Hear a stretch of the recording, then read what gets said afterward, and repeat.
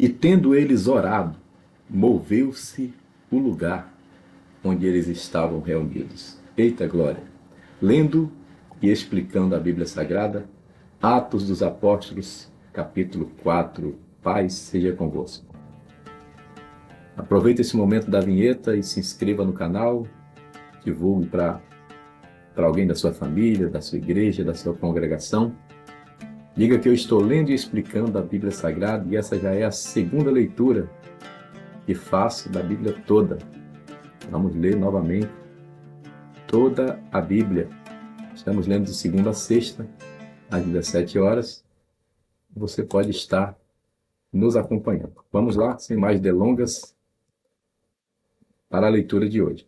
E estando eles falando ao povo, sobrevieram os sacerdotes e o capitão do templo e os saduceus. Vejam, veio aqui a liderança eclesiástica, né? E havia ali uma espécie de segurança, digamos assim, do templo, capitão do templo. Como o templo foi reformado por Herodes, havia ali uma aliança, digamos assim, político-eclesiástica, e havia alguém que comandava o templo. Se alguém fosse pego fazendo alguma bagunça, era como se estivesse atrapalhando a cerimônia e poderia ser preso. Então, eles não tendo de que acusar, eles não estão fazendo bagunça, eles estão apenas falando. Nesse momento, eles estão dando testemunho de um homem que foi curado. Mas estando eles falando ao povo, sobrevieram os sacerdotes, o capitão do templo e os saduceus, aqueles que não acreditam em ressurreição, doendo-se muito de que ensinassem ao povo e anunciassem em Jesus a ressurreição dentre os mortos. Bem, como os saduceus não acreditavam em ressurreição, eles aproveitaram mais uma força política para tentar prender os apóstolos. Então eles doeram-se muito de que eles estivessem pregando. Quando nós pregamos a verdade, muitas pessoas ficam doídas. E fique doído, dolorido, porque nós vamos continuar pregando a verdade. E Pedro vai dizer isso mais na frente. E lançaram mão deles e os encerraram na prisão até o dia seguinte, pois já era tarde. Veja, eles usaram da autoridade da parceria que tinha com o Estado e prenderam. Não teve julgamento, não teve nada, né? Lançaram a mão deles e encerraram na prisão. Muitos, porém, dos que ouviram a palavra, creram. E chegou o número desses homens a quase 5.000. Isso incomoda, né? Primeira pregação de Pedro, quase 3.000. Agora, quase 5.000. Bem, quando eles receberam o Espírito Santo no dia de Pentecostes, eram quase 120. Depois, a igreja se tornou em quase 3.120. Agora, a igreja já tem quase 8.120 membros. E esse quase é bom porque é a igreja que eu chamo de quase cheia. Está sempre cabendo mais alguém. Tem sempre lugar para alguém, né? É bom quando ela está assim quase cheia. Quando enche muito da briga, o povo quer disputar os cargos e etc. Então quase cheia é o ideal, né? Se encher, manda esses crentes congregar em outro lugar, manda abrir trabalho, porque igreja cheia dá problema. O bom é assim, quase cheia, quase 5.000. E aconteceu, no dia seguinte, reuniram-se em Jerusalém os seus principais, os anciãos e os escribas, para julgar aqueles que eles, digamos assim, pegaram em flagrante, quando não tinha nada de errado, eles estavam apenas pregando. E Anás, o sumo sacerdote, Caifás e João e Alexandre, olha, esse João aqui não é gente boa não, tá? E João e Alexandre e todos quantos havia da linhagem do sumo sacerdote, parentela, né? Onde tem parentela na igreja dá problema. Ai, meu Deus. E pondo-os no meio, perguntaram: com que poder ou em nome de quem fizestes isso? Assim, cadê a credencial de vocês? Vocês são de que convenção, né? Com que autoridade vocês estão fazendo isso? Então Pedro, lembra do Pedro covarde? Pedro agora está cheio do Espírito Santo, não é mais covarde, é ex-covarde. Então Pedro, cheio do Espírito Santo, lhes disse: principais do povo, e vós, ancião de Israel. Que oportunidade, né? Às vezes, para ter uma boa oportunidade para pregar, é preciso ser preso, né? Pois é, Pedro aproveitou. Visto que hoje somos interrogados acerca do benefício feito a um homem enfermo e do modo como foi curado, ou seja, na verdade vocês estão com inveja. Nós estamos sendo interrogados, é sério isso? Nós estamos presos porque realizamos um milagre em nome do Senhor? Somos interrogados por isso? Seja conhecido de vós todos e de todo o povo de Israel que em nome de Jesus Cristo, o Nazareno, aquele a quem vós crucificaste, a mensagem de Pedro sempre foi dizendo que eles o mataram, desde o capítulo 2. Vós o crucificaste e a quem Deus o ressuscitou dentre os mortos. Aquilo que o homem crucifica, Deus ressuscita. Pega essa aí, bem fresquinha agora. Aquilo que o homem crucifica, Deus ressuscita. Vós crucificastes a quem Deus ressuscitou dentre os mortos. Em nome desse Jesus, é que este ex-coxo está são diante de vós. Ele, Jesus, é a pedra que foi rejeitada por vós, os edificadores, a qual foi posta por cabeça de esquina. Alô, meus amigos, em especial os amigos católicos que dizem que Pedro é a pedra. Não, a Bíblia nunca chamou Pedro de pedra. Chamou Pedro de Petrus. Tu és Petrus, sobre essa Petra, que é Jesus, que é a declaração de Pedro, tu és o Cristo, Filho do Deus vivo, sobre esta Petra edificarei a minha igreja. Veja o que o próprio Pedro está pregando. Ele é a pedra, ele, Jesus, é a pedra que foi rejeitada por vós, os edificadores, os judeus, veio para que era seu, os seus não receberam, mas a todos quantos o receberam, eita glória, eu recebi. Se você já recebeu Jesus, digita aí, eu já recebi Jesus. Foi rejeitado por vós, os edificadores, a qual foi posta por cabeça de esquina. E em nenhum outro há salvação. Não tem santo, não tem profeta, não tem pastor, não tem bispo, não tem apóstolo. Em nenhum outro, não tem papa. Alô, sua santidade. Em nenhum outro há salvação, porque também debaixo do céu nenhum outro nome há dado entre os homens, pelo qual devamos ser salvos. Somente Jesus Cristo salva. Essa é a doutrina da salvação, soteriologia, que nós estudamos no seminário, né? Somente através de Jesus Cristo podemos ser salvos. Ele é o único Salvador e é o único intercessor entre Deus e os homens. Há um só Deus e um só mediador entre Deus e os homens. A Bíblia diz que não existe outro mediador nem medianeira. Jesus Cristo é o único. Há um só Deus e um só mediador entre Deus e os homens. E em nenhum outro há salvação, porque também debaixo do céu nenhum outro nome há dado entre os homens pelo qual importa que sejamos salvos. É Bíblia. Então eles, vendo a ousadia de Pedro e João, e informados que eram homens sem letras e indoutos, maravilharam-se e reconheceram que eles haviam estado com Jesus. Aleluia. Quando você pregar diferente, vão reconhecer que você esteve com Jesus. Quando você ensinar diferente, vão dizer, esse daí esteve com Jesus. Quando você cantar diferente, não cantar, ministrar, na autoridade do Espírito Santo, vão reconhecer, este ou esta esteve com Jesus. E vendo estar com eles o homem que fora curado, nada tinham que dizer em contrário. Vai fazer o quê?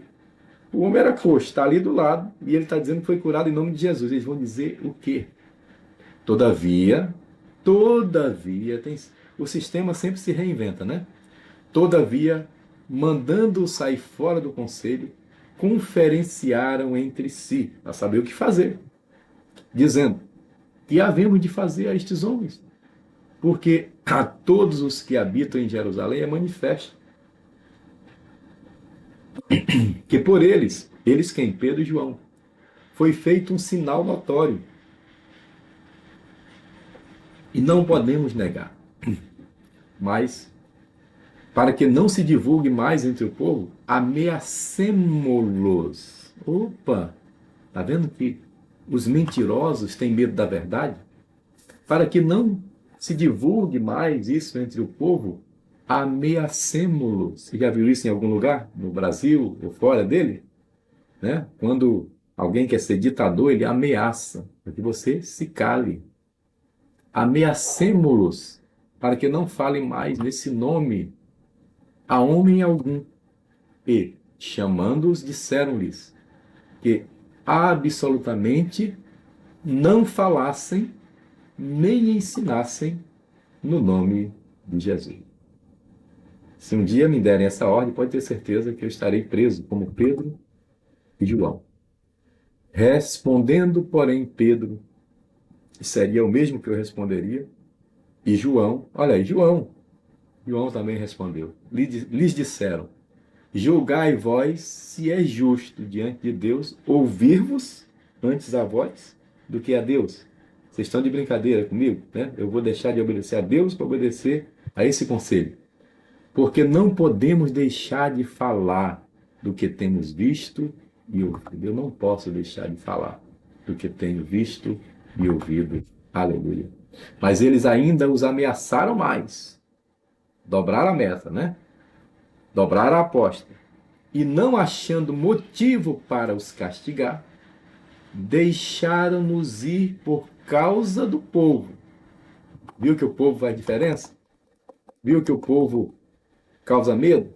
Eles têm medo da multidão. Deixaram ir por causa do povo, porque todos glorificavam a Deus pelo que acontecera, o quê? O milagre do coxo curado. Os milagres são para isso, para a Deus abrir uma brecha para a pregação da palavra.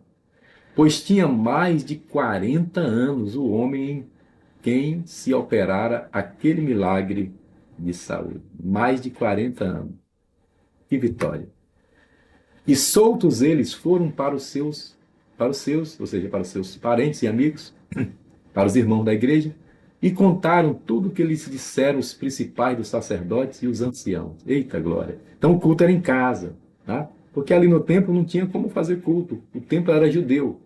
E em casa, eles então bateram um papo e contaram tudo o que aconteceu. E ouvindo eles quem? Os irmãos, a igreja, ouvindo eles isto, unânimes levantaram a voz a Deus e disseram: Senhor, tu és o Deus que fizeste o céu e a terra e o mar e tudo que neles há.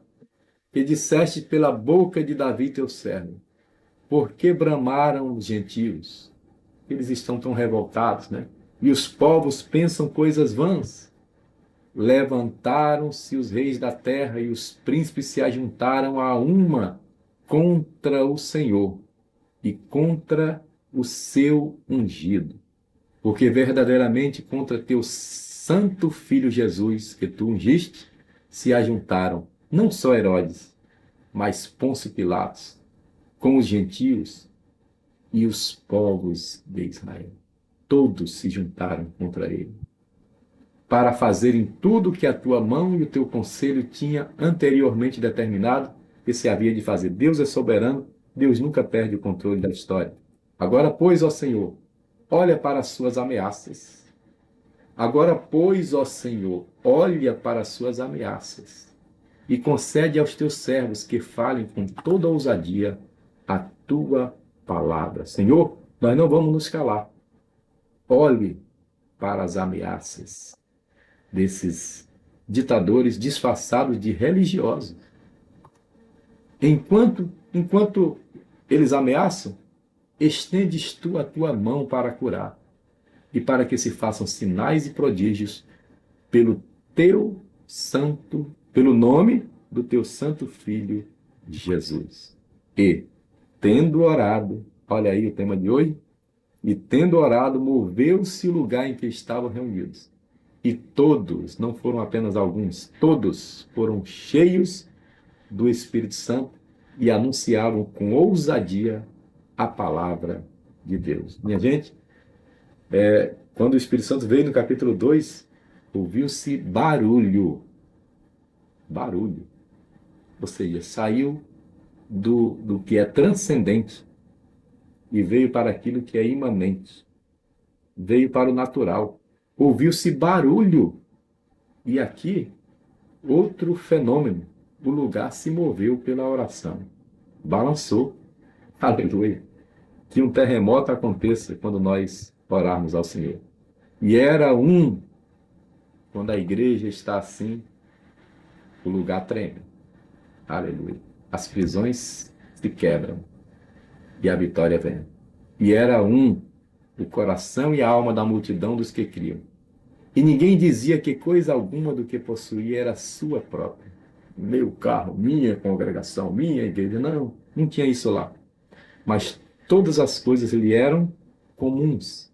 E os apóstolos davam com grande poder testemunho da ressurreição do Senhor Jesus, e em todos eles havia abundante graça. Em cada pregador, em cada apóstolo havia abundante graça. Não havia, pois, entre eles necessitado algum, porque todos os que possuíam herdades ou casas, vendendo-as, traziam o preço do que fora vendido e o depositavam aos pés dos apóstolos. Que bênção! Aleluia! Todos vinham e traziam tudo que tinham para que os apóstolos distribuíssem. E repartia-se a cada um segundo a necessidade que cada um tinha. Então, aqui vai entrar um dos maiores nomes do livro de Atos. O nome dele é Barnabé. Então, José, o nome dele é José. Olha aí, aquele que perdeu o concurso para Matias. Matias ganhou o concurso e não fez nada na vida. Mas esse Barnabé, cognominado pelos apóstolos Barnabé, José, cognominado, ou seja, tinha um apelido de Barnabé, que traduzido é filho da consolação, porque era assim que ele agia. A essência dele era consolar os outros, ele era um paizão. Ele que vai cuidar de Paulo lá na frente. Ele era levita natural de Chipre, possuindo uma herdade, vendeu-a e trouxe o preço e depositou aos pés dos apóstolos. Bem, vamos encerrar aqui o capítulo 4, porque amanhã vai ter um casal chamado Ananias e Safira que vão mentir diante de Pedro. Vamos ver o que vai acontecer, né? Essa é a Bíblia, palavra-chave que eu uso para ministrar essa live. Esse é o cronograma da nossa leitura e vamos ler novamente a Bíblia toda, se Deus quiser. Essa é a Bíblia do meu pai, de saudosa memória, Manuel Nery de Alencar, e com apenas o segundo ano primário leu a Bíblia toda, essa daí, 3 vezes, de capa a capa. Se você não leu ainda, está devendo para Manuel Nery de Alencar, que leu essa Bíblia toda, 3 vezes de capa a capa. Glória a Deus. Lemos mais um capítulo do livro de Atos, hoje foi o capítulo de número 4. Louvado seja Deus. Vamos orar ao Senhor e agradecer por mais essa leitura. Senhor Deus, bondoso, santo e eterno Pai, quero te agradecer por mais esse dia, pela vida de cada um dos teus filhos, pedir a tua boa mão, pedir a tua cura, a intervenção do Senhor sobre essa casa, sobre essa família, que o Senhor também faça tremer o lugar e ouça as nossas orações, abençoe também e faça tremer a nação brasileira, amiga de Israel, e que todo pensamento contrário caia por terra. Abençoa Jerusalém. Eu oro em nome de Jesus. Amém. E se você disse amém, compartilhe essa live com mais alguém. Deus te abençoe. Paz seja convosco.